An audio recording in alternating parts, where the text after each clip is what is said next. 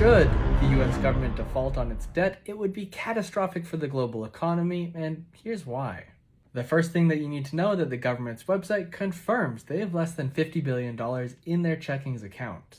To contextualize how little money this actually is, Nvidia, on May 24th, after hours in the stock market, the market cap went up over $200 billion. So the US government, they're broke. Disclaimer, I don't think they're actually going to default. They're going to wait until the 11th hour, the last possible moment, to figure out a solution and seem like the heroes. But let's speculate on what were to happen if they did default. The first option would cause a global recession, and that would be where the US Treasury T-bills are not paid out and not honored. This would greatly hurt the US's global reserve status and honestly just cause a global recession.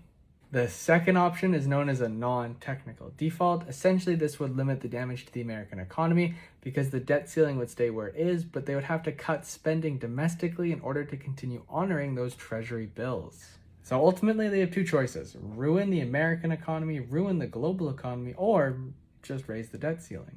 They've done it so many times already, and it seems like every time this is an issue, it gets more theatrical than the last time it happened.